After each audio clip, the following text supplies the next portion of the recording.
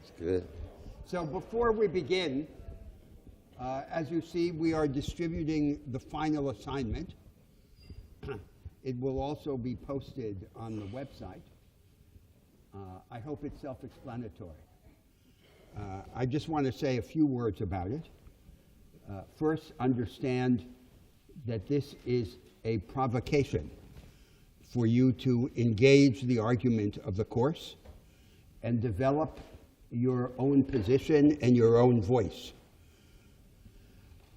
The second point is that you are free to discuss your ideas and even your drafts with one another or with anyone, whether in the course or not.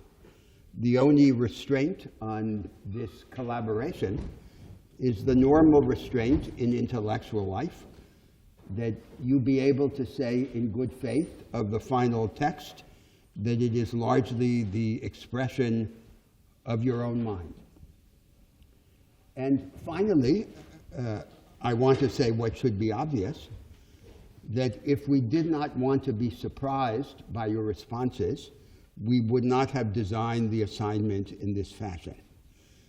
So you have the most complete freedom in both form and content to develop your argument as you think may be most useful to you rather than to us. It is not in the spirit of this exercise that you come to one of us or to one of the teaching assistants and ask whether such and such is a good way of addressing the question.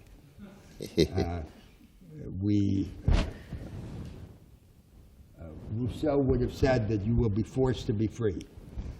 So the spirit is the spirit of exercising your absolute freedom to define the most useful way to engage the argument in this course. You want to say something, Cornell? I think you said it, my brother. But you look like the tone is much higher today, though, Can isn't we it? turn down the voice amplification Just a little bit, though, brother. Just tweak it a little bit. Is that better? What do you think? Is that better now? It's about the same, though, isn't it? Okay, we'll just work with it. We shall work with it.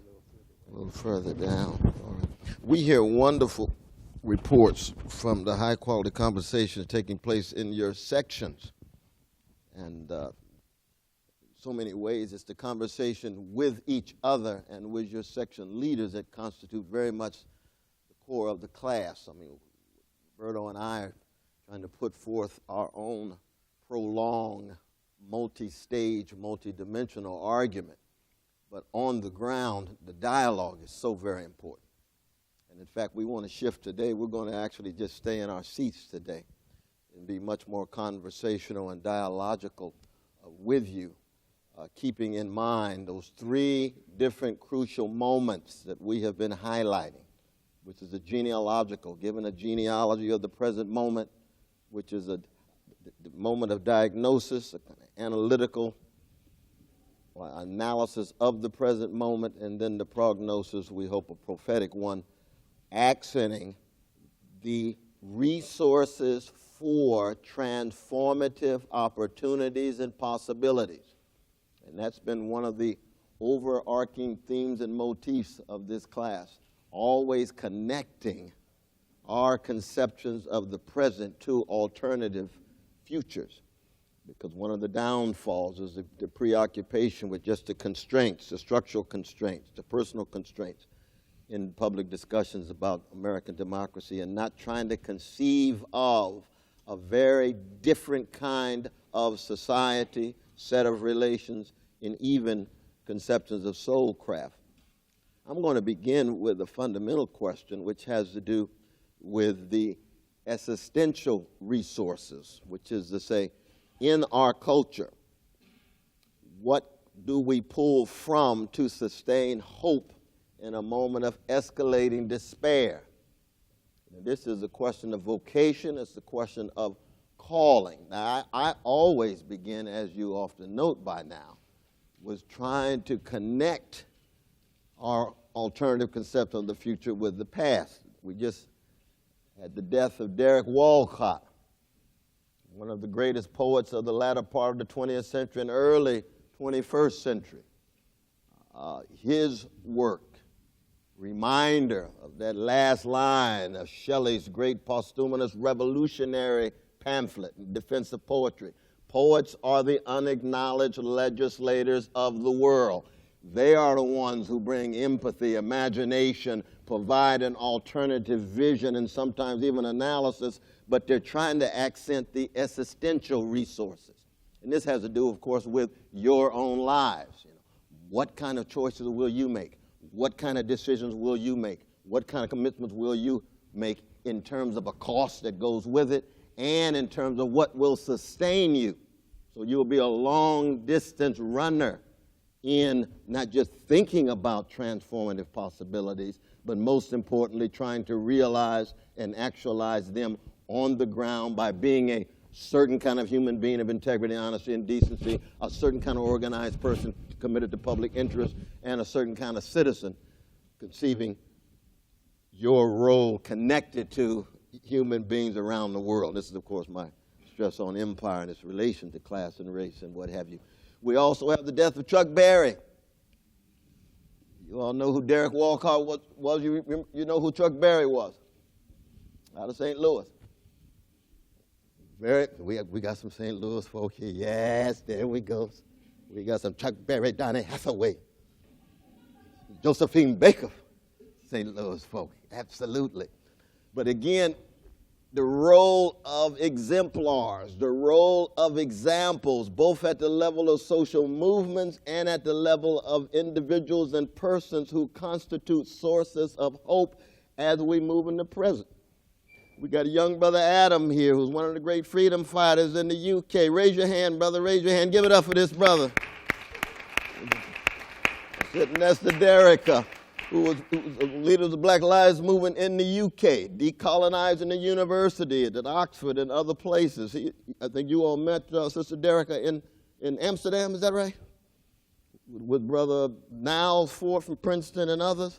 That kind of network, but the connection of what it is to pull from the resources of the past and try to think, try to be, try to laugh, try to live, and die. Because one day, of course, people will be making the announcement of your death, just like I made the announcement of Derek Walcott's and of Chuck Berry's death. So the question, how do we sustain hope? Well, first thing is that hope is not in any way an abstract notion, you see, and it has nothing to do with American discourses of optimism. Qualitative difference between hope and optimism. Optimism says, let's look at the evidence. Does the evidence allow us to infer that things are getting better? If things are getting better, I can then maybe be a part of what makes things better and ride with the evidence moving in a progressive direction. Hope is qualitatively different. Hope says, I choose to be a certain human being. I choose to fight for justice in this way, regardless of what the evidence is. And usually the evidence does not look good for poor people and working people. It usually doesn't look good for people of color or women. It usually doesn't look good for working people because bosses often rule, because white supremacy cuts so deep, because male supremacy is so ubiquitous, because the rule of capital, because imperial subjugation has been so pervasive, even given all of the chatter about progress in the last 100, 150 years. And has there been progress? Absolutely. You don't want to deny it. Malcolm X says what? You don't stab folk in the back 9 inches, pull it out 6 inches, and celebrate your progress. On the ground, structures of domination still in place. On the ground, the resources for hope seem to get thinner and thinner in a marketized, commodified culture where people are obsessed with competition, success, status, and power rather than integrity, honesty, decency, struggles, theoretically and practically for a alternative future that focuses on poor and working people. And so the first question for me would be, how does one ward off despair in a Trump moment, in a emerging neo-fascist era, not falling for cheap optimism, but holding out for being a hope?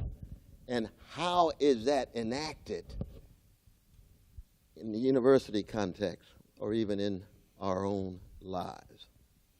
Let me stop right there and open it up for questions. You all do not hesitate.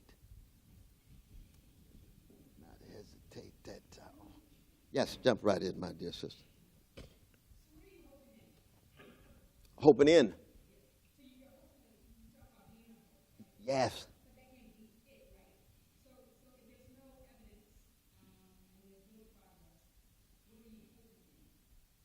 Well, I don't think that the hoping in or hoping for, hoping for. Oh, no, and now I want to repeat the question because we were told that we don't want your questions to be overlooked in the recording. The question is, Brother West, what are you hoping in? And I said, we're hoping for. You said, okay, you accept that revision, hoping for. Is that right? And no, to be a hope is to want to exemplify in your life the best of what has gone into you,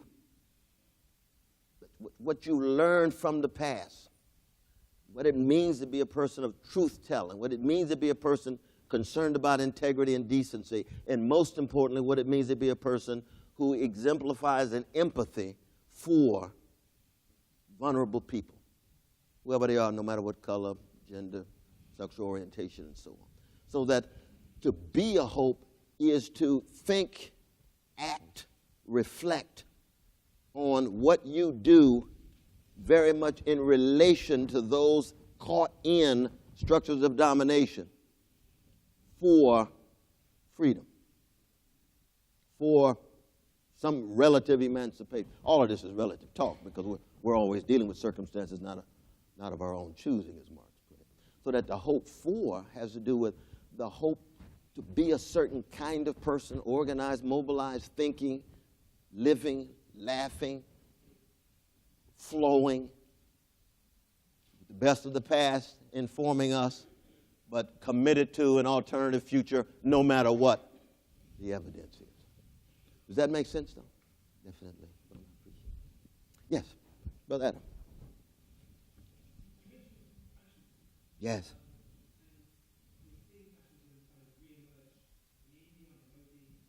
All around the world. Absolutely.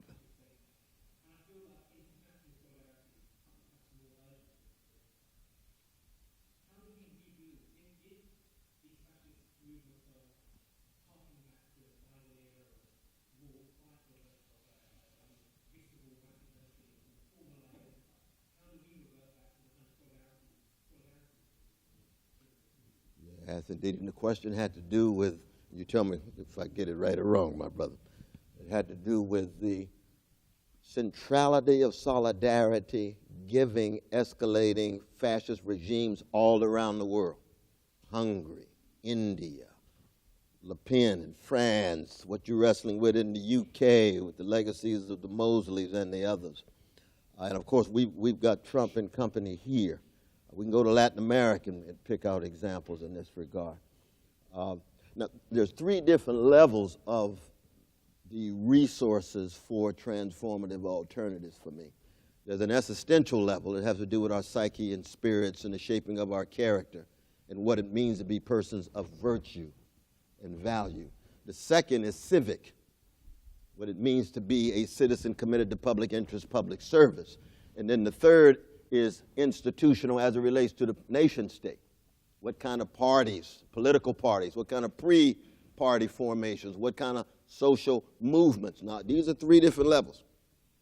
Now, when it comes to solidarity that is global and international, I think that is indispensable, that it ought to inform all the existential, the civic, and the institutional capacity as it relates to political formations, you see.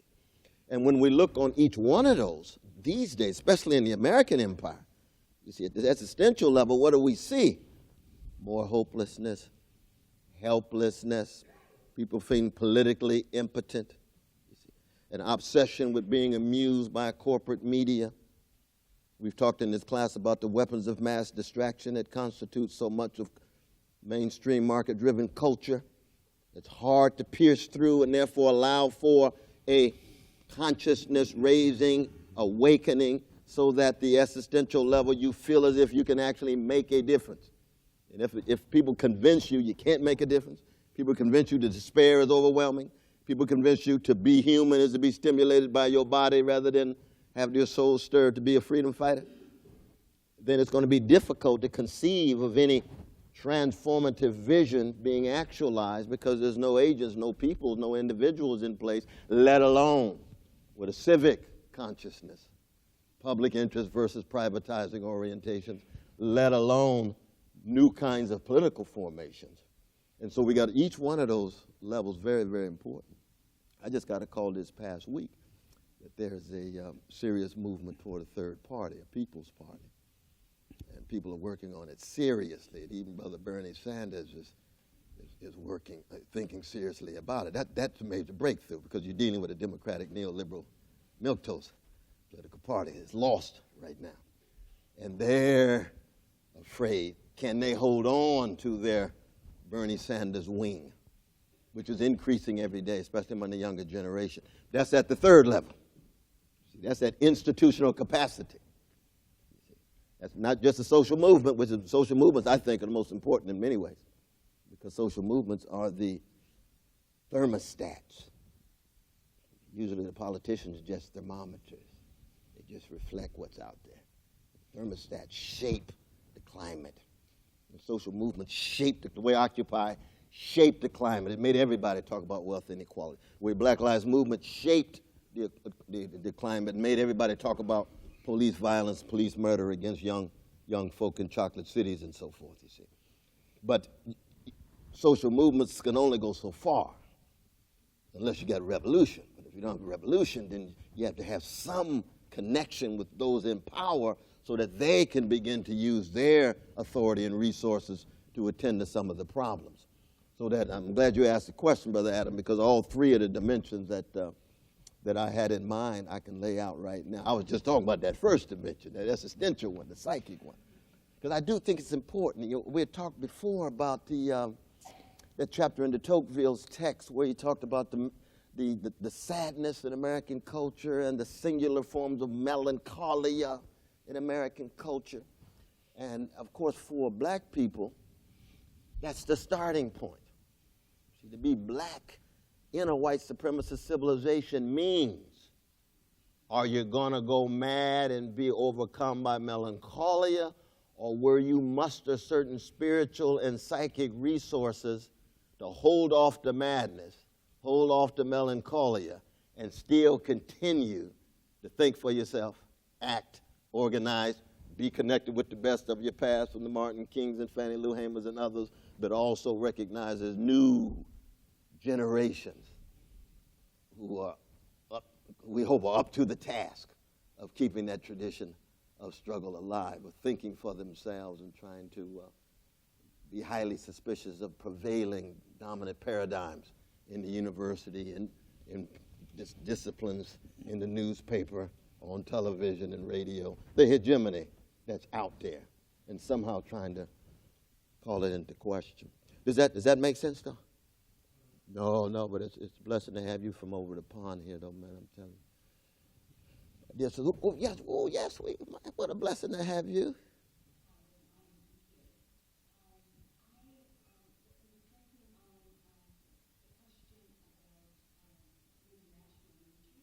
Yes.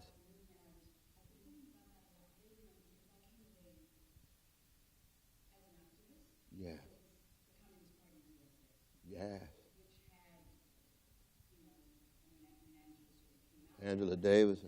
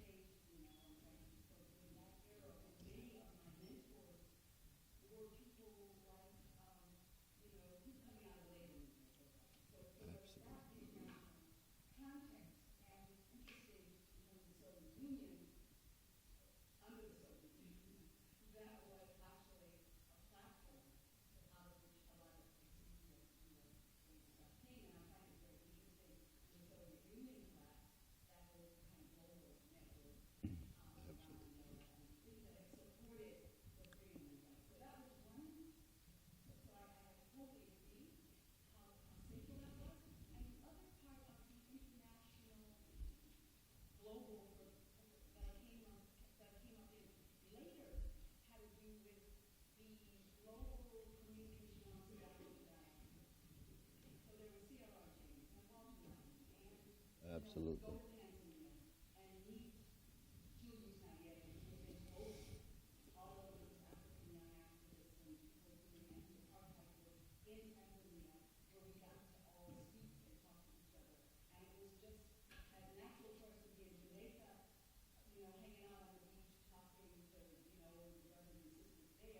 That's right.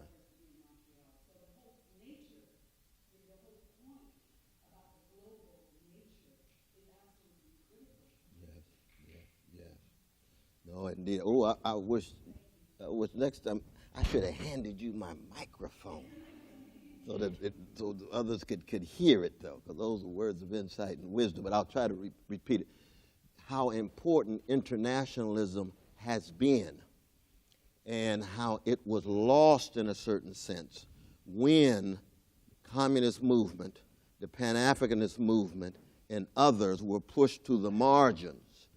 And Cold War liberalism, which transformed into a flag-waving neoliberalism, became pervasive in struggles, especially in the black community.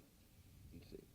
And so the fissure that took place in the late 1940s, when you had to make a choice, you either went Cold War liberal, which you went with the McCarthyism, you went with the Red Scare, and you went for the mainstream, and you ended up with civil rights movements concerned about civil rights, but downplaying human rights.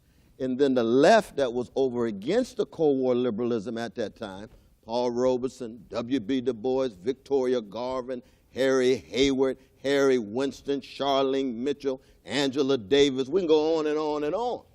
But most of them were not just marginalized, but incarcerated or character assassination. Claudia Jones is pushed back to London, pushed out of the country. The first black city councilman from Harlem named Benjamin Davis, who graduated from Harvard Law School in Morehouse, is taken to jail under the Smith Act. I shouldn't be just turning to this one. I want to turn over here too to see these folks. the Smith Act, he's elected in his cell from Harlem before Adam Clayton Powell Jr. But that communism and then the Pan-Africanism, John Henry Clark and others, we lost that international flavor, but it is coming back.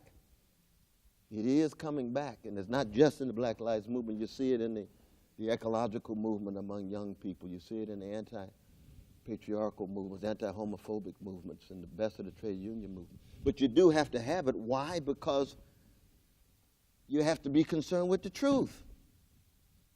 You never understand the internal dynamics of the United States without understanding its foreign policies, without understanding the flow of resources in relation to those foreign policies, without understanding the history of its imperial expansion and so forth and so forth.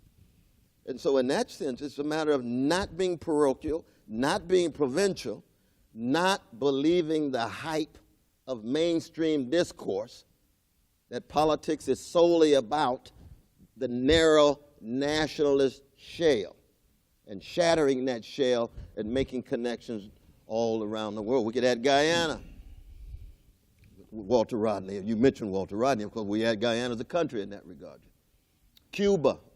Now, of course, the challenge is that how do we keep alive this Socratic energy even when we're in left-wing countries that have their own form of repression and regimentation and domination. That's the challenge, you see. So that if you go to Cuba and you say, oh my God, we see these magnificent breakthroughs in healthcare and education and literacy, unbelievable breakthroughs in terms of egalitarian distribution of resources, and yet repression of dissenting voices. You have to be honest about that. And we saw the same thing, Soviet Union. Its fundamental role in terms of decolonizing Africa, the resources, the solidarity. That's why Nelson Mandela always had a deep debt to Russia as well as Cuba. But at the same time, Russian society, with all of its various forms of domination, has to be hit head on. Why? For issues of integrity and honesty and one's own sense of morality. And how do you walk that tightrope in such a way that one can still be have an impact and have some efficacy in one's own context and situation. I'm sorry to go on so long, but this issue that both of you all have raised is so very important. And I'll tell you this, though. I mean, my return back to Harvard, I've noticed a beautiful and a wonderful thing, which is that the student body is so much more international than it was. Now, that's interesting, because here's Harvard, a ruling class site for formation of elites that's already thoroughly internationalized, already globalized. And that's important. And it saves space for people like us to make some critical noises inside of it, you see. But that sense of having students from all around the world, many of whom are in the process of being awakened relative to their own forms of domination in other parts of the world. And we learn, because one of us up on top of it and stay attuned to all the different contexts of what is 192 nations in the world or so. You see. And that's a beautiful thing. It's a beautiful thing. When I arrived in 1973 at Harvard, Harvard was thoroughly national. We had some international students here or there. Here or there. But now, just all over. And I think that's a very important development. But it's a reflection of the times. It's a sign of the times.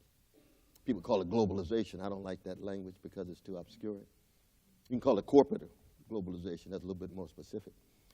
But I don't like globalization. I like internationalism, and I like the more critical cosmopolitanism. But any questions on this side?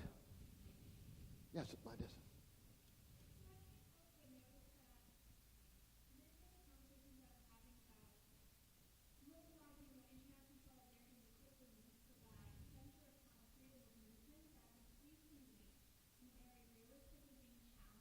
Yes.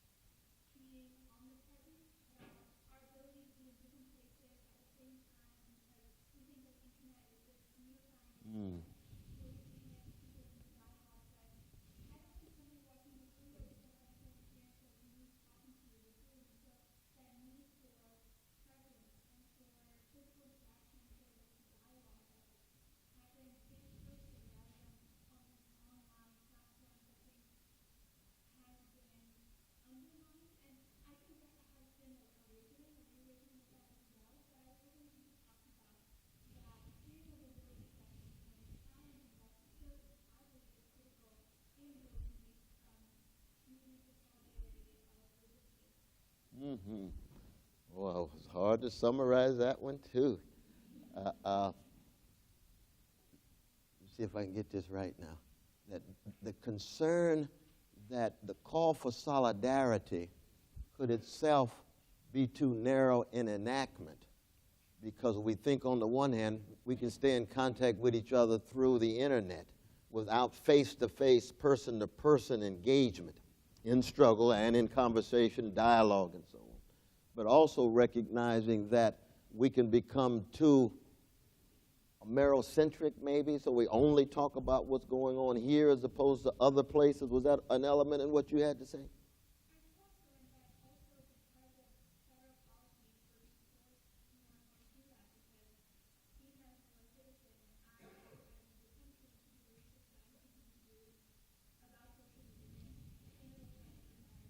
Right. Well, absolutely. I mean, with the possible ban, if it goes through and if the courts are unable to stop it, it'd be more difficult to be able to make the connections, leaving the country and coming back. No, absolutely. No, I think that your caution is a highly appropriate one. I think we have to have some selectivity. If, for example, the rulers in the American empire are targeting Muslims and Mexicans, and that becomes one of the major ways in which they mobilize a significant slice of our fellow citizens who are open to that kind of xenophobic appeal, then Muslims and Mexicans do get a certain kind of priority. That the solidarity with Muslims and Mexicans takes on, I think, a weight at this particular historical moment that might be more so than some other groups. The same is true in terms of police brutality in the black community. You see a certain kind of galvanizing. You see a certain kind of attention. Well, you've got to make sure that that has its weight and visibility as well, given what is happening in the society at the particular moment. But we know you've got domestic violence right now. Well, we just had to report the major attacks in Boston are against the precious lesbian sisters and gay brothers and bisexual and trans people. Number one group being viciously attacked in this local context. Getting outside of the Cambridge bubble, we got a sister straight from City Hall right here. Bless you. Your first name is? Sister Priscilla, absolutely. Doing progressive things inside the City Hall in that regard, trying to deal with some of these kinds of issues. So again, you got the local, you got state, you got regional, you got national, you got international. How can you deal with all that at the same time? Oh, living a life is something else, isn't it? You got to be jazz-like. Just keep that rhythm, keep that dissonance, keep that harmony, working all at the same time with a smile and style. That's a hard thing, but that's what it is to live. Question in the back. Yes.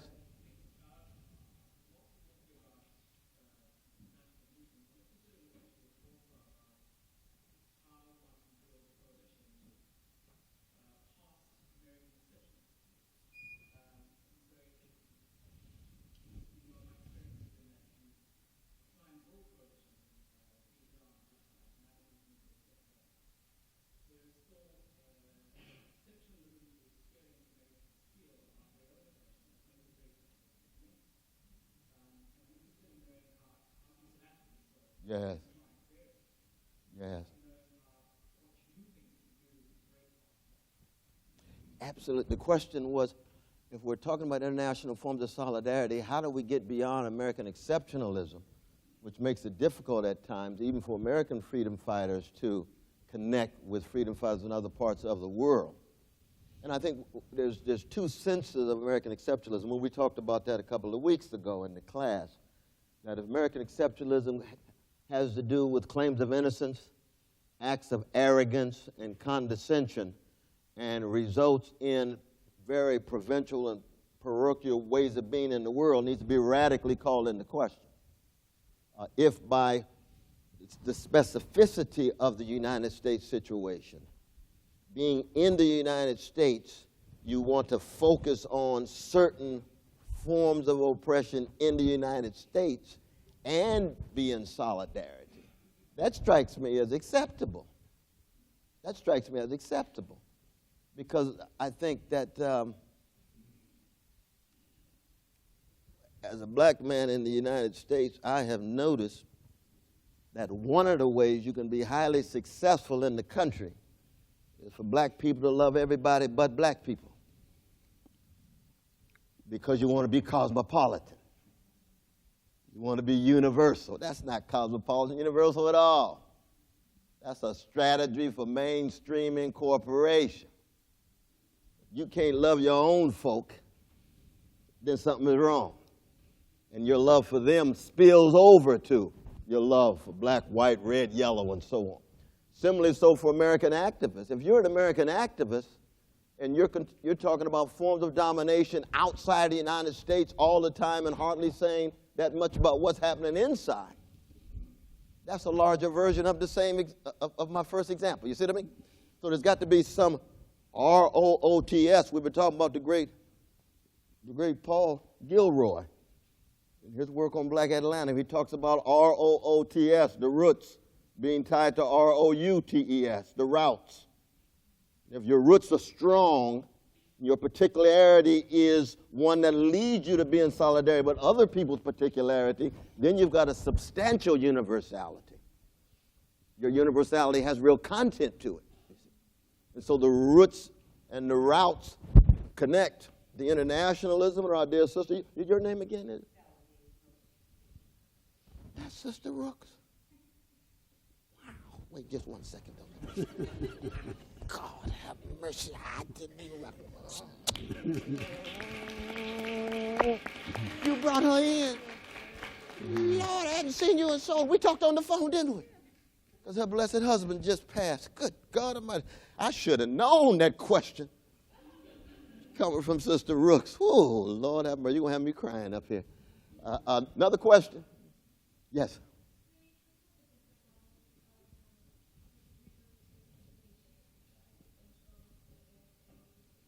Yes.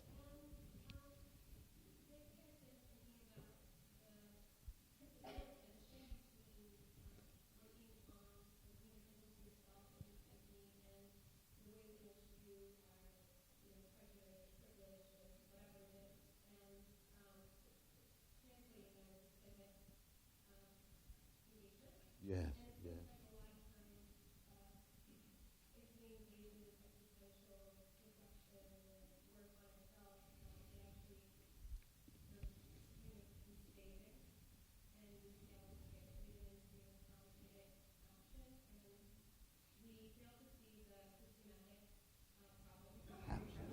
Absolutely.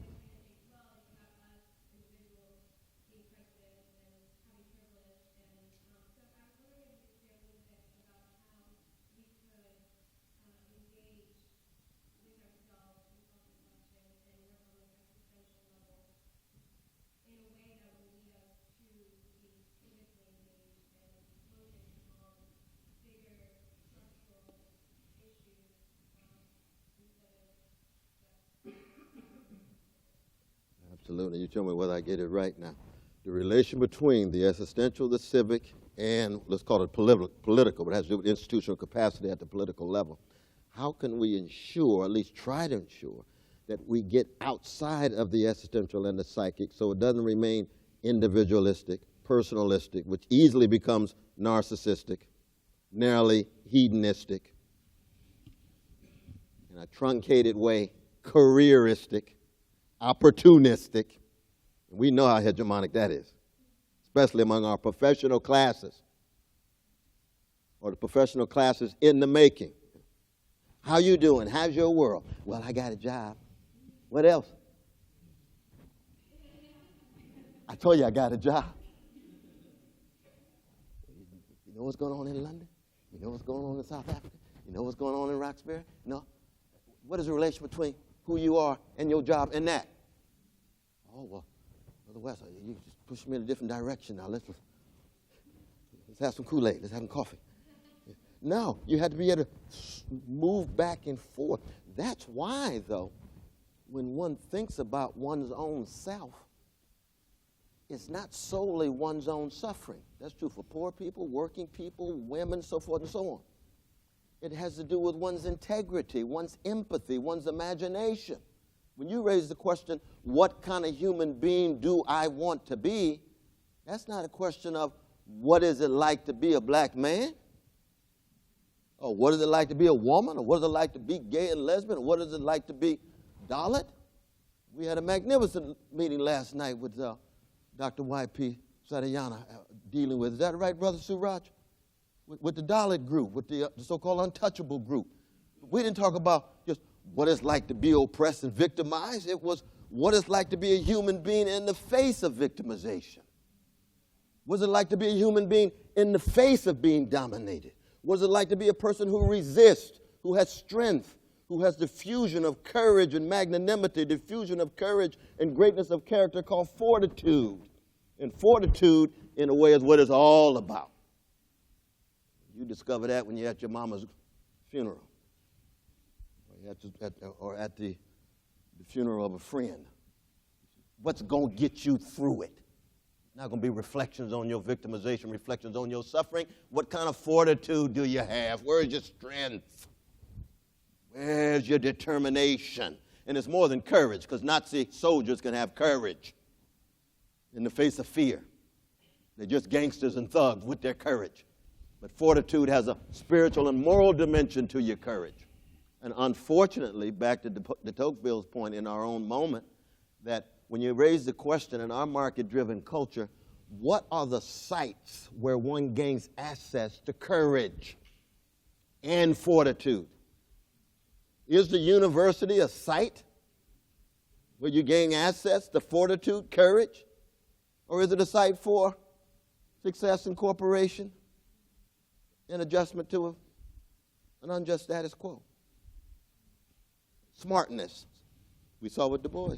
Well, no, that's my other class. We see in Du Bois, America, the land of smartness and dollars. Be fascist and produce a whole lot of smart people. Where's the fortitude? Where's the moral and spiritual dimension to your sense of who you are as a smart person? Me and Sister Rooks were coming along. We were never taught the aim of life is to be the smartest person in the room. No. Be the most empathetic, the person who serves, that takes. That's the last thing you want.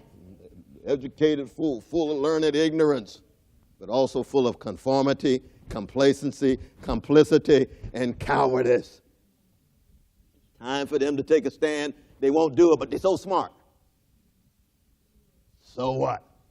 You didn't pass the fundamental test, which is, will this be a human being from mama's womb to tomb? That's the question, you see, at least from the tradition that we're talking about. We just a couple more questions. We're going to turn it over to Brother Roberto. Question in the back. Way up, yes.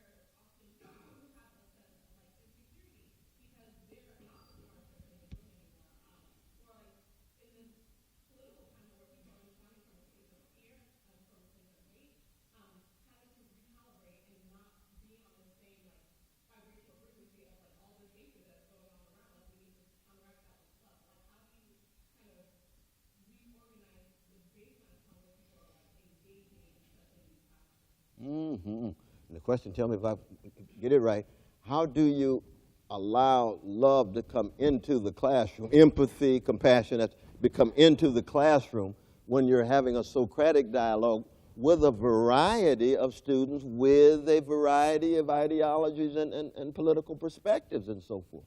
This is true for our precious right-wing brothers and sisters, for centrists, neoliberals, leftists, and so on. When you have a Socratic space, they have to be able to enter that space without humiliation and be free enough to say what's on their mind. But empathy has to do with both respect as well as correct. You have to give people the benefit of being wrong as well as right. That's what the dialogue is all about. That's how we learn from one another. That's why we read Plato. Right wing to the core, also profound. Does that sound contradictory? Read Plato for yourself and see. That's why we read T.S. Eliot's poetry. Right wing to the core, deep. Why you say that about the brother from St. Louis, Thomas Stearns Eliot? Read the poetry and see. Human beings are complicated. There's a variety of things we learn from one another, across political lines. But you have to be respectful as well as willing to engage in self-correcting or self-questioning, self-interrogating forms in a university. Now, in your political movement, you correct it, but you have a certain agreement. You have a certain consensus. In the solidarity we're talking about, certain things are assumed and presupposed. But that's not true for the university, because university is a space where you're trying to engage in a dialogue, and there has to be an openness. That's why I fight for Brother Rush Limbaugh's right to be wrong. I'm a libertarian. And so people must be open across the board. People who defend patriarchy, well, I'm radically anti-patriarchal. Let's hear their arguments. Let's generate their evidence. Let's look at what kind of conclusions they draw. That's what it is to have a conversation in that way, you see, and you stay in contact with their humanity too, you see. So in that regard, that's one of the ways in which empathy, sympathy can be operative in a classroom context, but still respectful, though. You see, you can't treating people as if they're non-entities, or if their voice doesn't count, or you silence them by not allowing them to follow through on what they have to say. All of these different ways in which so many students, often women students, often students of color, are not respected in the way in which they ought to be respected. Does that begin to get at you? Your question? Should we have one last question, and then Brother Roberto? Yes. Uh-huh.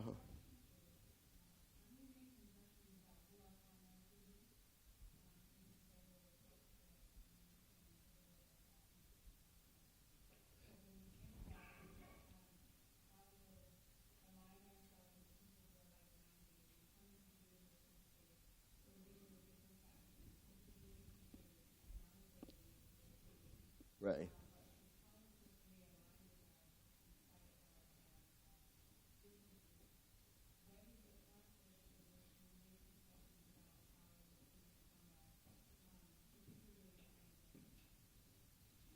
Yeah, and the question had to do with what's the process, make concessions about who our comrades will be. And by comrades, you mean those who would be in a common political and ideological space. People would agree with certain kinds of analysis, orientation, and so forth, yeah. See, I think that comrades is a very strong term. You know, it's almost getting close to marriage. So comrades, a comrade status is something that's earned, just like a love relationship, you see. That you've seen the constancy and consistency over time. So even if you have certain ideological disagreement here, it's less a concession than it is an acknowledgement that they've earned your respect and earned their ability to work with you, because you have to earn it in their eyes too.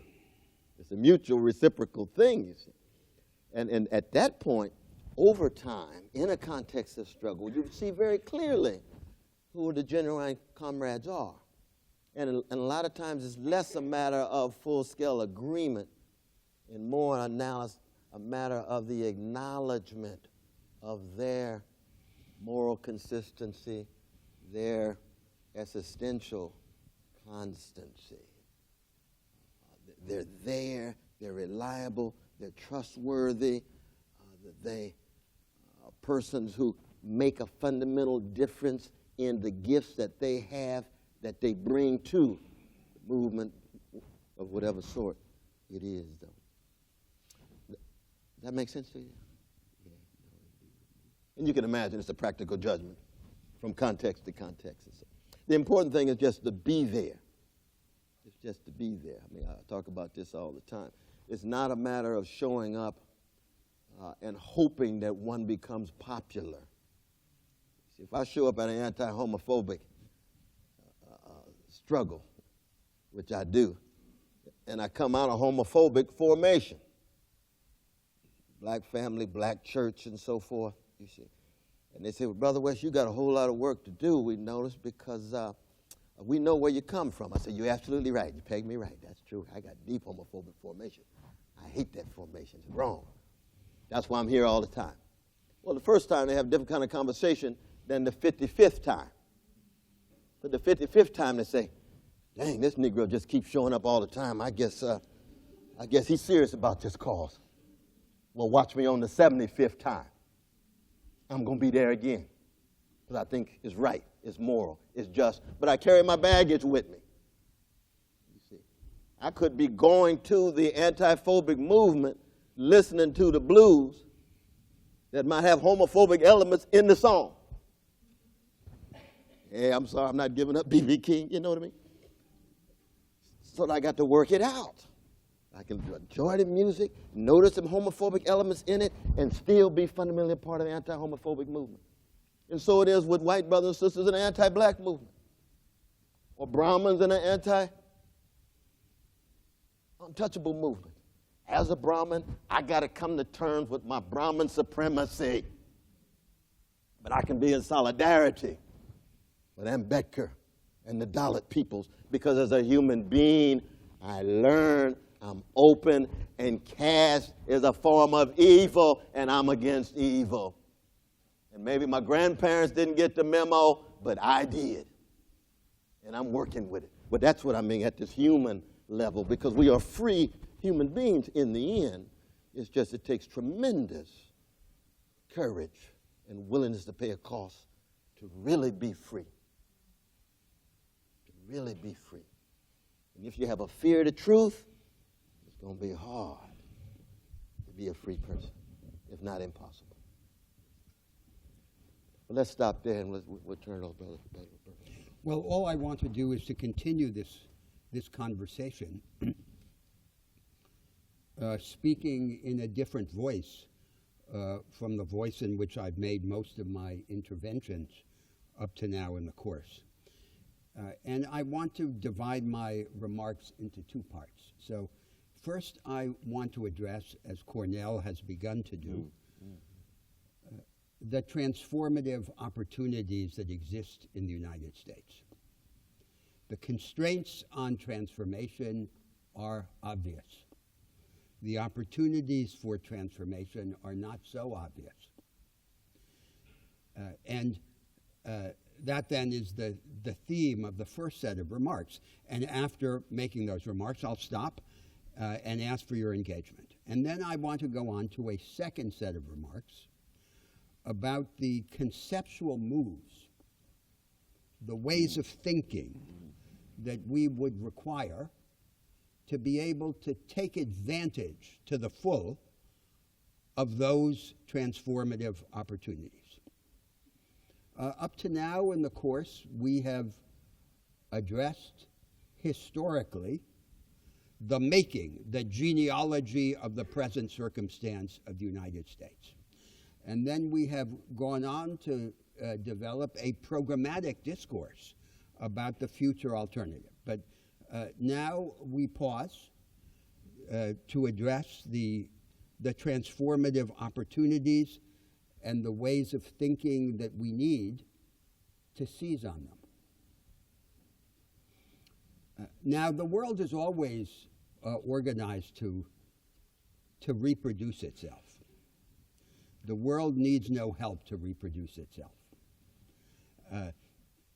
Always there is in the world a path of least resistance, a way of managing the problems or assimilating the novelties that minimizes disturbance to the predominant interests and to the entrenched preconceptions. That's what we could call the path of least resistance. The task of transformative thought and transformative practice is always to develop an alternative to the path of least resistance and to prevent the world from simply reproducing itself. And to that end, we have to understand the hidden opportunities for transformation that exist in the current circumstance. The dominant institutions and practices in the United States and in all the other advanced societies in the world continue to make change depend on crisis.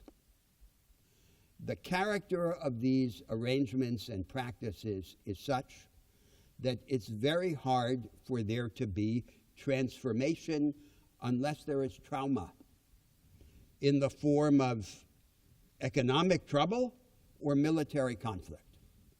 And what we would want in principle is to establish institutions that diminish the dependence of change on crisis, so that we can have change without crisis, so that we can have change as part of the ordinary activity of social life. But the paradox seems to be that to inaugurate these change-friendly institutions, we require crisis. And then we think that prophetic vision is necessary to even the scales. And that the work of the imagination, as it were, is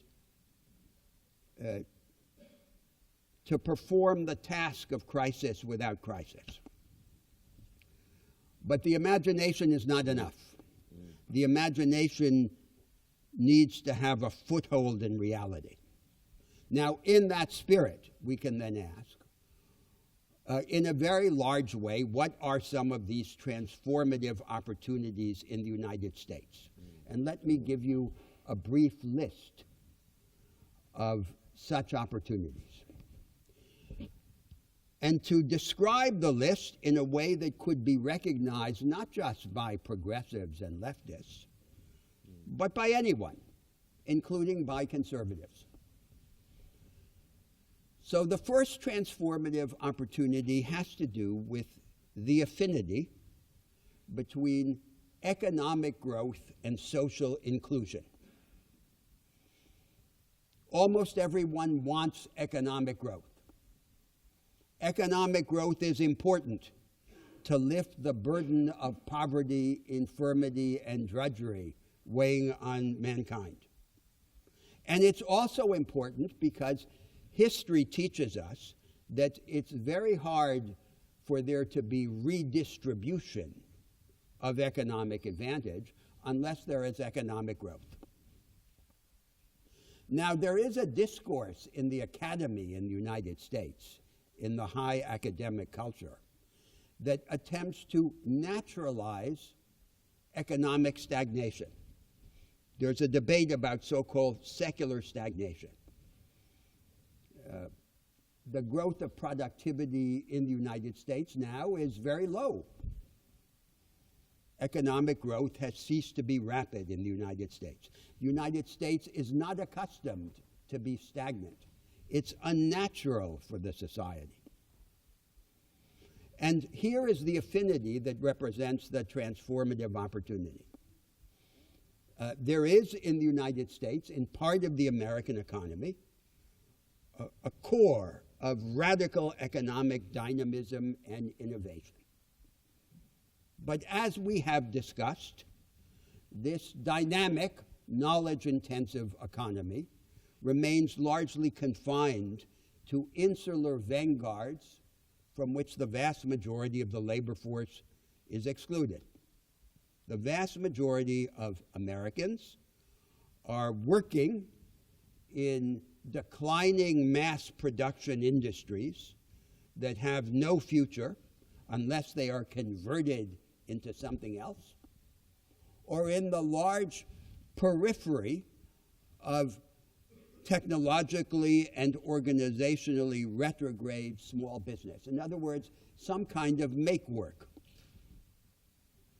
The single greatest incitement to economic growth would be to lift this periphery up and to convert the mass production industries into something else, to give them access to the advanced practices of production. That's the deep affinity between growth and inclusion. And that is one of the fundamental transformative opportunities in the United States. Now, here's a second transformative opportunity. The duality, the division of ways in which we can define and defend group interests or class interests. Take the example of the interests of the workers working in those traditional declining mass production industries, as in the Rust Belt. One way of defining and defending their interests is simply to prolong the life of these industries by subsidies, by favors, by restraints on economic innovation. And in the spirit of this institutionally conservative and socially exclusive way of defining and defending their interests, to think of the neighboring groups in the social and economic space as the enemies, the small business class, or the temporary workers, the subcontracted workers who are getting the jobs that are being denied to this traditional working class. But there's always an alternative way of defining and defending the group interest. The alternative in that example would say, These industries have no future unless they're changed into something else.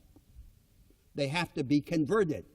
They can only be converted through a partnership of the government with the workers and the entrepreneurs. And to that end, the groups that we used to think of as the enemies, the small business class, the temporary workers, the subcontracted workers, become potential allies. Then we have a different way of defining and defending the interest, a way that is institutionally transformative and socially solidaristic. Now we come to a third kind of transformative opportunity, and that has to do with the relation between consciousness, American ideals, and the reality of everyday experience, shaped by the established economic institutions.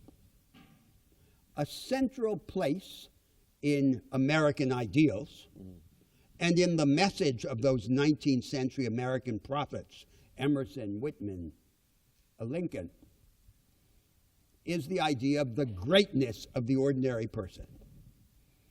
The ordinary person having within himself, within herself, an infinitude of depth and a vocation to ascend to a higher form of life. That's the central idea of democracy, of American democracy. Faith in the constructive power of the ordinary man and woman. But the experience of day-to-day life in the society, for the vast majority of people, is an experience of constraint, of humiliation, of belittlement, that is in manifest contradiction with this ideal. Now there's then a dialectic, a complication in the relation of consciousness to this everyday experience. The popular culture gives a large place to fantasies of adventure and empowerment. But those fantasies are cabined in a world of private experience without any institutional consequence. They're treated as an escape to a realm of fantasy that has no practical fulfillment. On the other hand, in prosaic everyday life, the dominant concern becomes security, antidotes to radical economic insecurity, rather than the fantasy of empowerment. The desire for security as a shield against the experience of day-to-day humiliation seems to contradict the fantasy of empowerment. There's no joinder of issue. Now, there is a tremendous transformative opportunity.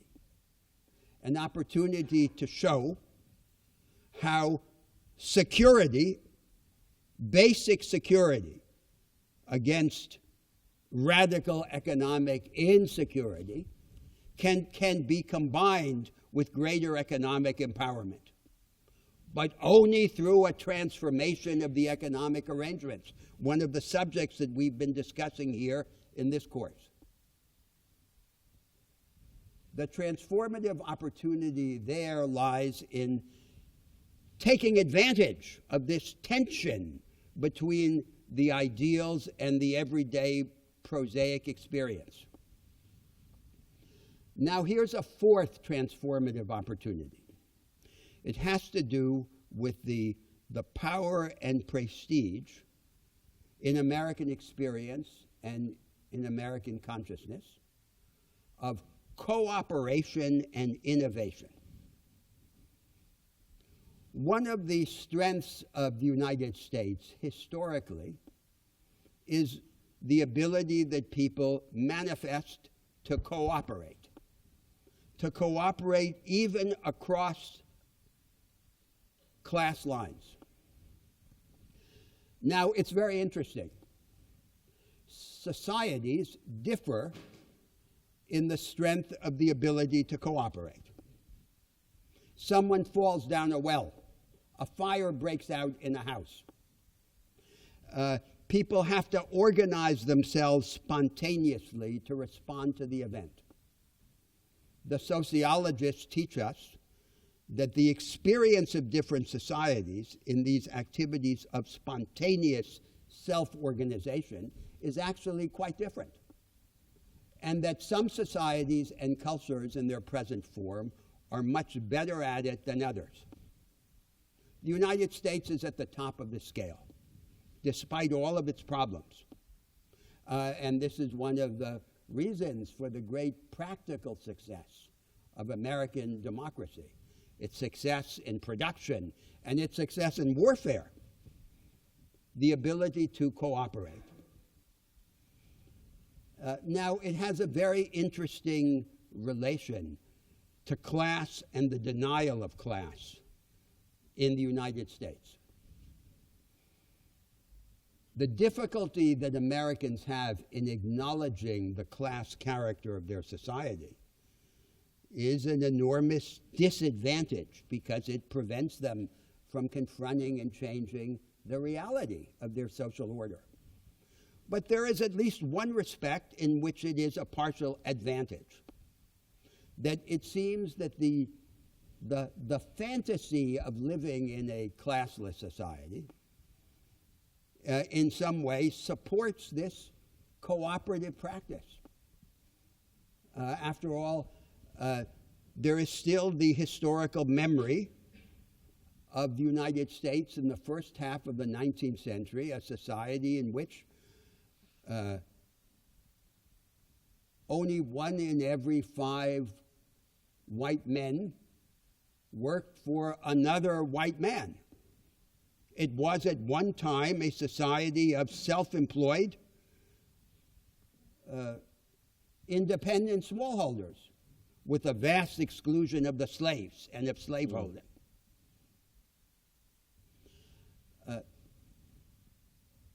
The other fascination in American society is with innovation, the new, futurity, as we discussed before the break. To cooperate and to innovate. There's the key to worldly success. But cooperation and innovation are in tension with each other. Cooperation is organized in an existing regime. Every innovation, whether it's technological or institutional or conceptual, challenges the established cooperative regime. Because there's always the question, who will benefit from it and who will lose from it? The most powerful cooperative practice is the one that is most hospitable to permanent innovation.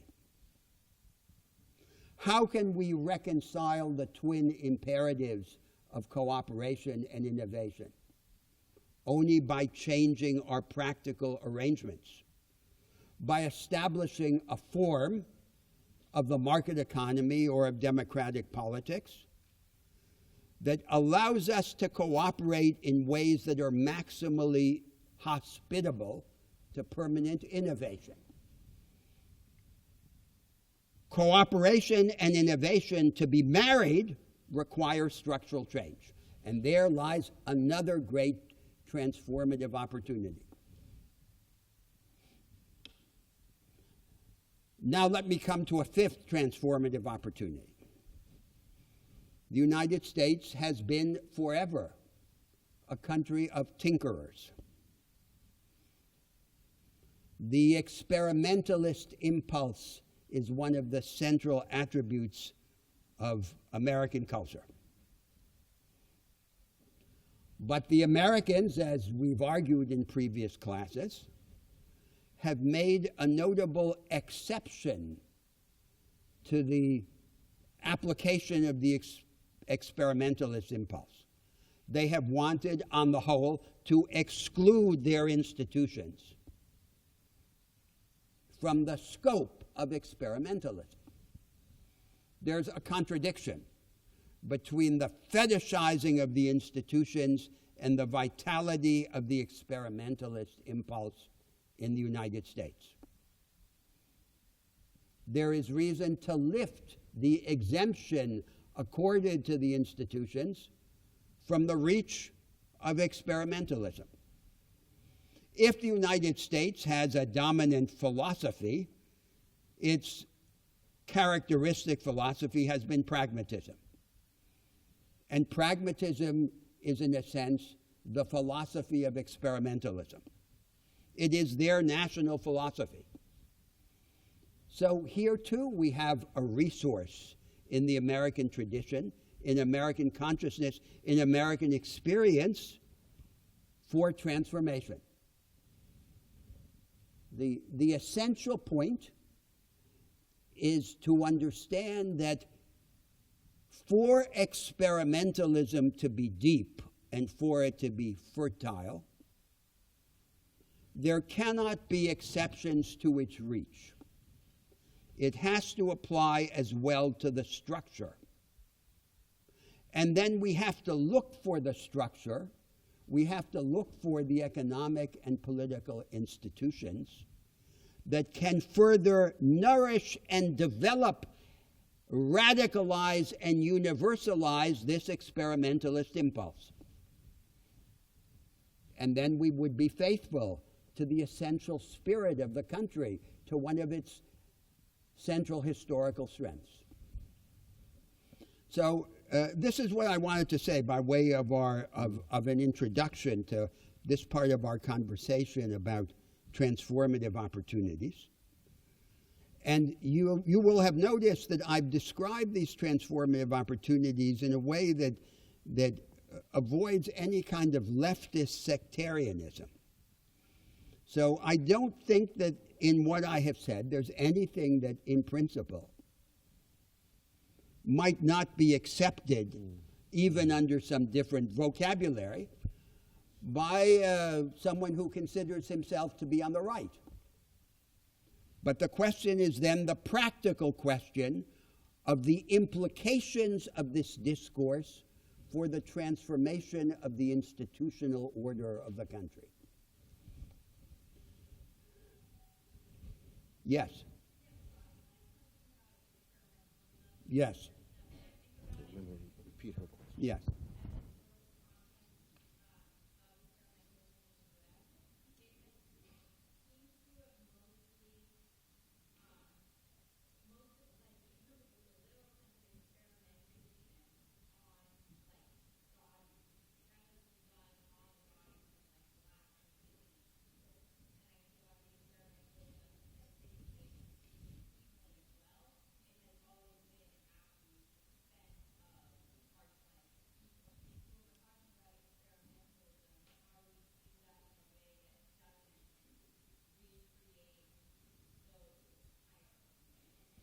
So you're right. So the question is about the use of experimentalism in the context of oppression, as I understand it. So experimentalism is not intrinsically good. Experimentalism can be a device of subjugation. That's what I understand the gist of your comment to be. And it's true. It's entirely true. And then the question is, what is the antidote to this perversion of experimentalism? On this view, on the view that I've been defending, the core of the antidote, or the beginning of the antidote, is that it be inclusive and that it be reciprocal, that it not be, as you suggested in your comment, the experiments that some perform upon others, but that it be that it be generalized, and that the subject of the experimentation not be the use of some by others, but be the institutional framework of the society. That seems to me to be the only secure safeguard against the perversion of experimentalism.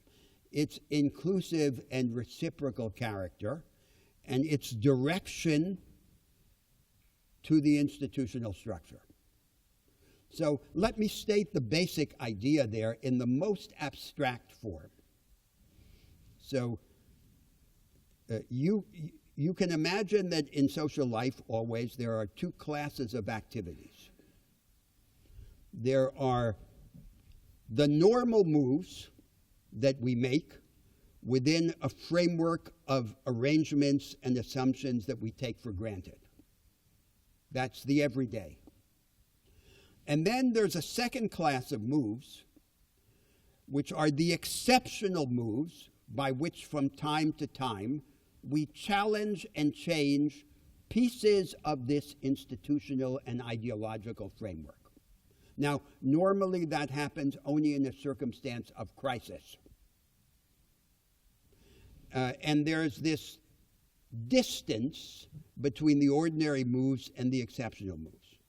To the extent that there is such a distance, the organization of society is naturalized. It becomes as if it were part of the furniture of the universe, a natural phenomenon, rather than an artifact that we made collectively. And as a result, we cease to be free. So to be freer, to be more powerful, we must somehow diminish this distance between the ordinary moves that we make within the accepted framework and the exceptional moves by which we challenge and change it, so that the activity of mastering and revising and reinventing the structure comes to grow out more organically from the normal business of social, economic, and political life. Then we're freer. That's the triumph of experimentalism. But what it suggests to us is that experimentalism is not just a cultural idiosyncrasy. It's not just a skill that we have or don't have. It's a social practice. And its triumph requires the development of new sets of institutions and practices, which allow us to radicalize it. And that then is the sense in which these alternatives that we've been discussing in the course are examples of this theme. So remember the three large projects that have been discussed here: the project of democratizing the market, the project of equipping the individual through a different form of education, and the project of deepening democracy, of creating a high-energy democracy.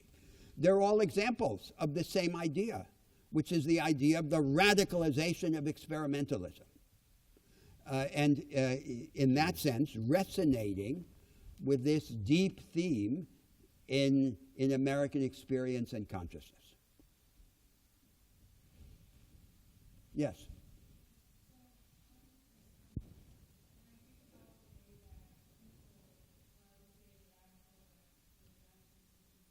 Now, could you just speak a little more loudly?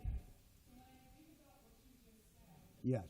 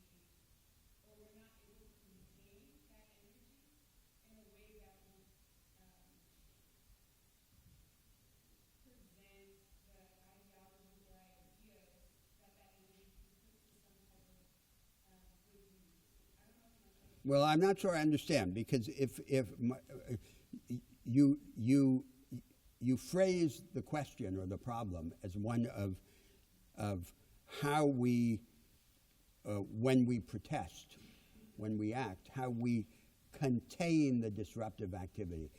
I rather think the problem is the opposite. The problem is how we ensure that the disruptive activity is not simply an evanescent wave that comes and goes, and instead leaves a lasting legacy. So the only way in which disruptive or innovative activity can leave a lasting legacy in society is if it has an institutional legacy. This is something that often militants, activists of both the left and the right fail to understand. So populism, as a political category, whether it's left-wing populism or right-wing populism, is a kind of liquefaction of the structures. It's the fluid moment in politics in which we act extra-institutionally.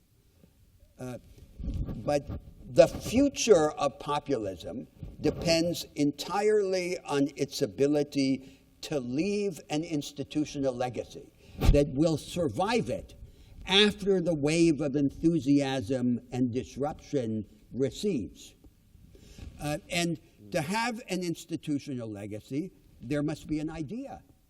There must be a conception. That's been the object of our discussion here. All disruptive activity is precarious if it fails to have this structural content. That's what defines its fecundity. That's why so much of the discussion here in this course has been about the content of alternative institutions. Yes?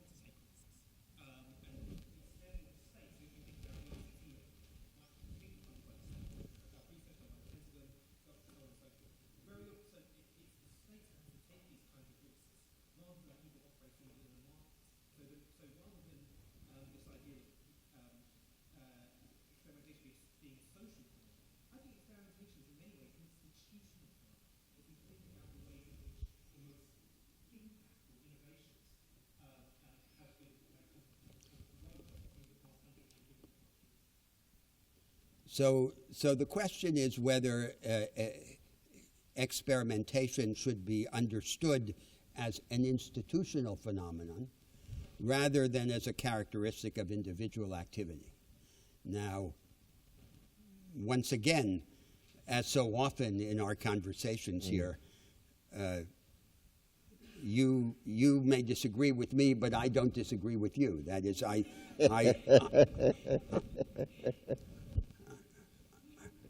think that was exactly my point in my comment about institutions. That is, that the fate of experimentalism depends on its translation into a set of institutions and practices that will nurture it, that will radicalize it, that will develop it, that will universalize it. Let's take the example of the market. I don't follow you in one of your points, which is the aversion to risk in the market. I think there you go one step too far. A right-wing economist, Frank Knight, once observed that the historical justification of capitalism is the existence of a class of people who are willing to pay a premium for the privilege of running a risk. So there is indeed the figure of the entrepreneur, the radical innovator, the disruptor. But a paradox of the conventional market ideology is that it imposes limits on the logic of the market itself. So in the conventional idea of market rationality, the economic agents are to have freedom to recombine the factors of production.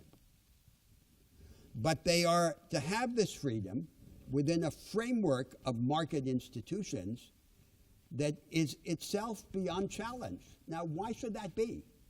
If they have freedom to recombine the factors of production, they should also have freedom to innovate in the arrangements that define the institutional framework of production and exchange. The market economy should not be pinned to a single dogmatic version of itself. Different contract and property regimes, different ways of organizing economic activity in a decentralized form should be able to coexist experimentally within the same market order. That then is a radicalization of the market. And then you could say that the progressive experimentalist defends the radicalization of the market against the market fundamentalist who wants to reify or sanctify just one particular version of the market. And this is a very complicated twist on contemporary ideological discussions.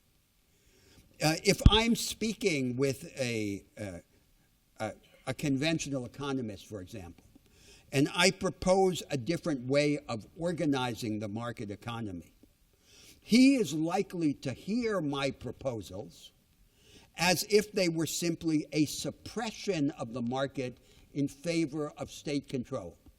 Because in his mind, the market has a single natural form. So he thinks that every proposal to change the market is a proposal to suppress the market. He identifies the idea of the market with a kind of market with which he's familiar. The progressive has to insist that the potential for economic decentralization and experiment can be radicalized only by innovating in the institutional arrangements of the market, including the regimes of contract and property.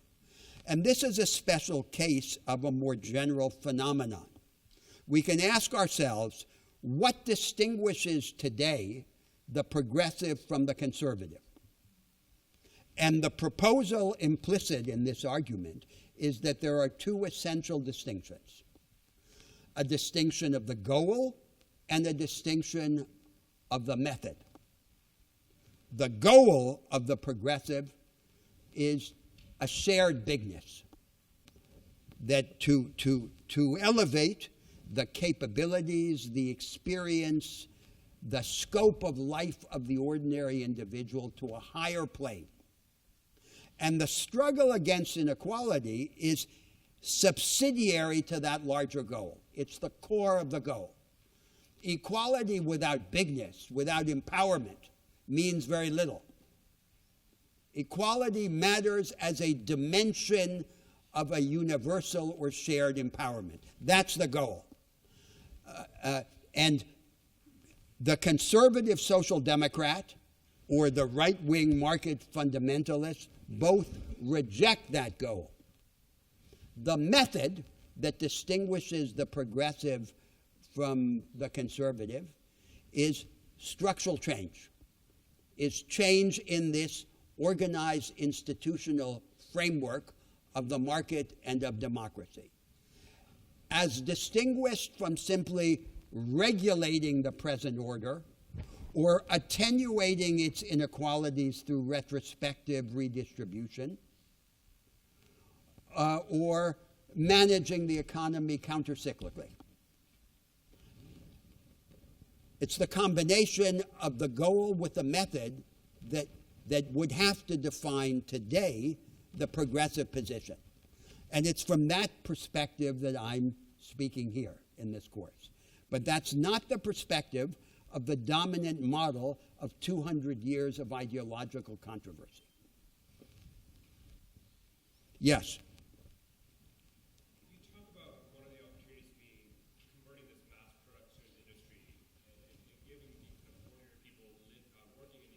Yes. Yes. Yes. I'm just wondering what your thoughts are on just kind of having these conversations with these families in America where those jobs become their identities and they form their families around this kind of identity of working in these jobs and not being there.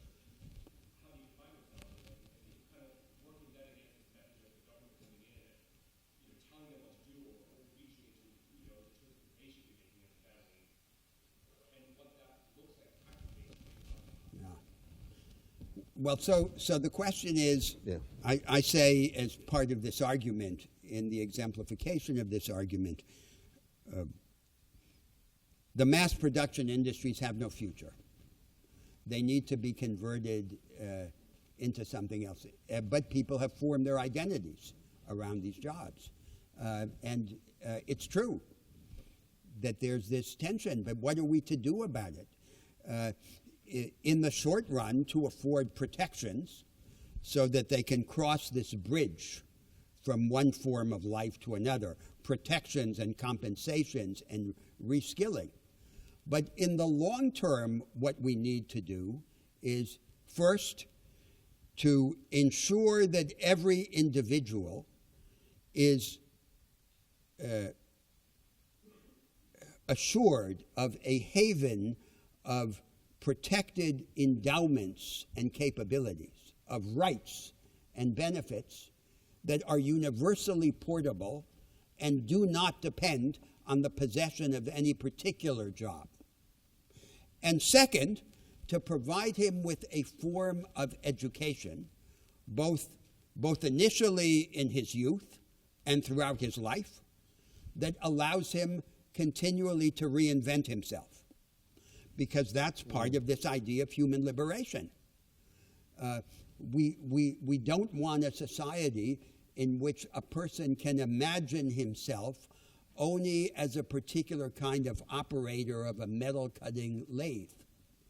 We want a society in which people imagine themselves as always more than their present circumstance and have the imaginative and practical equipment to reinvent themselves as they go along.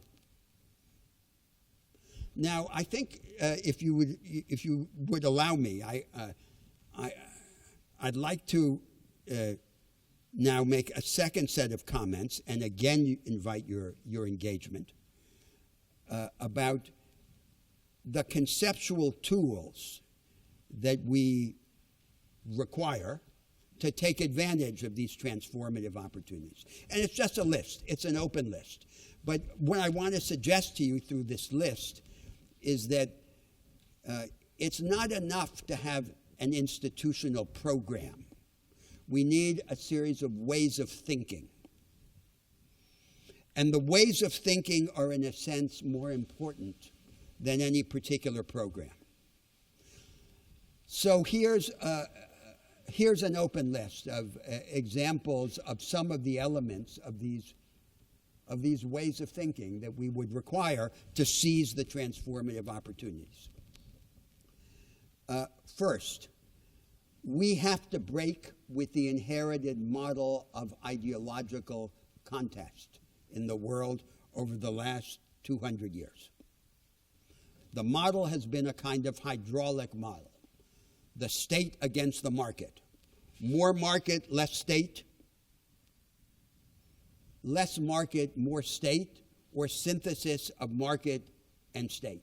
Now begins in the world a different kind of ideological controversy about the alternative institutional forms of economic, political, and social pluralism.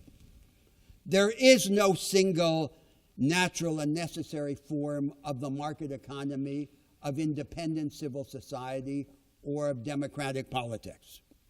A contest begins to emerge in the world over the alternative institutional forms of these pluralisms. Second example of a way of thinking is that we come to think that a strong state capable of investing, of experimenting, and of partnering is necessary to the radicalization of the market economy. It's not the opposite of the market.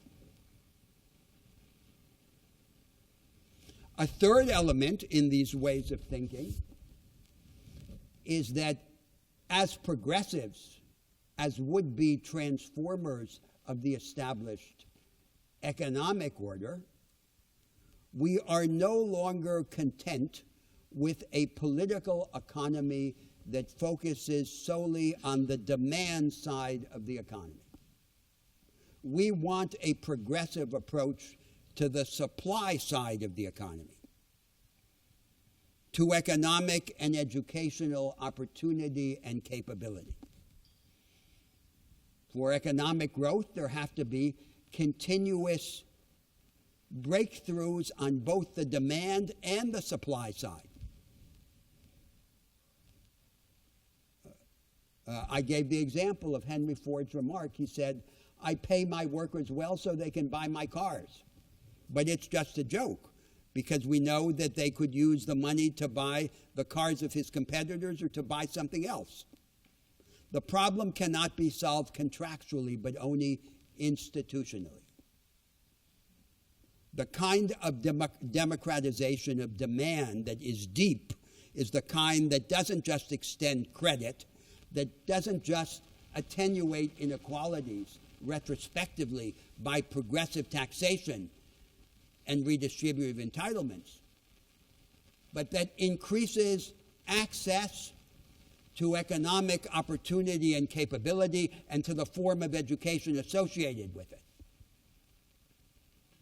And that way of increasing demand will also increase supply. Now comes a fourth way of thinking. The fourth way of thinking is that insofar as we are concerned with the attenuation of inequality, what matters most are the institutions and practices that influence the primary distribution of economic advantage. Not just its correction after the fact through progressive taxation and redistributive social entitlements. Humanizing the established market order is not good enough. We need to change the market order. Now then, the fifth way of thinking. The system of taxation and social spending is accessory to the basic economic arrangements. But in this accessory role, it is nevertheless important. And what matters most in the short term for the redistributive impact of this system is not how progressive the tax system is on the revenue-raising side. What matters most is the aggregate tax take. The state needs a lot of money. Even if the money in the short term is to be raised by the indirect and admittedly regressive taxation of consumption, so that everything that is lost by way of progressivity on the revenue-raising side can be gained in double on the spending side by investment in people and in their capabilities. Now, the sixth way of thinking. A disorganized society cannot create alternative social futures. The accumulation of social capital, of organization, is an essential premise for the creation of alternatives. In the United States, the tradition is to think of voluntary association as if it were a social practice with no structural requirements or implications. The opposite is the case. We can and we should reorganize production, education, and democratic politics so that they are better platforms for cooperative activity, for association. And that has been the object of much of our discussion in this course. Voluntary association is not simply some third sector, separate from the state and separate from the economy. The task is to ask what set of arrangements for production, for education, and for political life will deepen the basis of cooperation to create the structure that strengthens social capital. Now then, what is it? A sixth example of a way of thinking is has to do with consciousness. We've spoken here about the American prophets and their message, the message of the self-construction of the individual. But we shouldn't treat this message as if it were beyond criticism. In the United States, this powerful message has suffered from a double taint. On one side, the tendency of the Americans has been to exaggerate the extent to which the individual can save himself. A disturbance in the understanding of the relation between self-construction and solidarity. On the other side, the tendency of the Americans has been to understate the extent to which society can be transformed through the renovation of its institutional arrangements.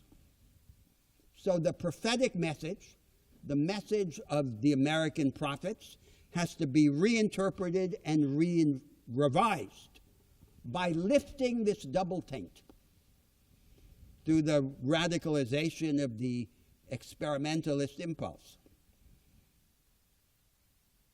Now, a seventh way of thinking, the rejection of a certain binary idea of politics that we receive from the history of social and political thought. The binary idea of politics is that there are basically two kinds of politics. There is a revolutionary politics that replaces one system by another system. Say a system called capitalism by a system called socialism. And there's another reformist kind of politics that manages or humanizes these systems when the systemic substitution is inaccessible or too dangerous. This is a complete fantasy. Change can be and ordinarily must be structural, but nevertheless piecemeal, stepwise, and gradual. And if it persists in a certain direction, under a certain conception, it can be revolutionary in its outcome. There is no contradiction between the fragmentary character of change and its radical destination. We have to jumble the cards in the spirit of American experimentalism and American pragmatism, associating the potential for radical change with the method of fragmentary change. Now, these are just examples of ways of thinking, but they are ways of thinking on which we would have to draw to seize on those transformative opportunities that were the subject matter of my first set of remarks. Now, we still have a few minutes. What would be a concrete historical example of that last formulation that you put forward? All the reforms that have in fact existed in the United States. So take the example of the New Deal, of Roosevelt's New Deal. Okay, yeah. So with all of its failures, Roosevelt's New Deal was precisely an example of this fragmentary transformation. Now, we can criticize it, and I have criticized it here in our discussion of the genealogy, saying that it subordinated the aim of economic empowerment to the aim of economic security. And it ended in a narrow-minded focus on the popularization of consumption. But as we look at it in its development, we can see that that's precisely what it was. I remind you of a remark that I cited here about Roosevelt's New Deal. The remark was, all of Roosevelt's initiatives failed, but the New Deal as a whole was a success. And how can it be? It's because a transformative movement is not a collection of gadgets, of devices, of gimmicks. It's like a current, a powerful current going in a certain direction. And what matters is the direction and the fecundity. So all of the particular initiatives are flawed, partial, fragmentary, partial substitutes for one another, and they are replaced by the further movement. That's what transformation is really like. But I think that, and it's getting late, this conversation is going to spill over next week. Yes. But we had to say relative success, because if New Deal liberalism adjusted itself to American apartheid, then it's still compatible with a crime against humanity. If it adjusted itself to the expansion of the American empire, Latin America and other places, thousands of precious human beings killed in the name of that expansionism, it's still compatible with a crime against humanity. So the question becomes, what do we mean by success in the context of what we've talked about? Yes, So but let's be clear. Let's be clear about the concept of radical reform. So what I'm saying is the normal mode of transformative politics is not revolutionary systemic transformation. It's what I'm calling radical reform, which is piecemeal but cumulative structural change. It doesn't mean that it's good. It can be in the wrong direction. But when you use the language of success, it goes back to our dear sister's first question. What are the contexts under which forms of U.S. experimentalism take place? Absolutely. What is the night side, the dark side of those forms of U.S. experimentalism? We can criticize Roosevelt's New Deal in all sorts of ways. And undoubtedly one of the ways is to say that part of the compromise that he accepted was the non-enforcement of civil rights and of the labor laws in the South. But that's a euphemistic way of saying American apartheid, a crime against humanity. Without doubt. I don't want to deodorize the discourse. No, without doubt. And the much greater failure also of ending up in this narrow objective of creating a market in mass consumption goods without any democratization of the economy on the supply side. But the example that's being given here is how structural change, whether good or bad, more flawed or less flawed, really happens in the world. It doesn't happen in the form of systemic substitution. So now in the whole world, we often have this situation that the fantasy of structural change, which is recommended by the tradition of Marxist theory, the main intellectual influence on the left, is the idea of systemic substitution. And systemic substitution is, for the most part, impossible. If it were possible, most people would say it's too dangerous. There's supposed to be an alternative called socialism. They don't even know what it is. So what actually happens in the world is that the ex-Marxist or the disillusioned Marxist becomes the so-called realistic social democrat. And he says, well, given that revolution is impossible, that would be the real thing, what's left to do in the world? What's left to do in the world is to humanize it.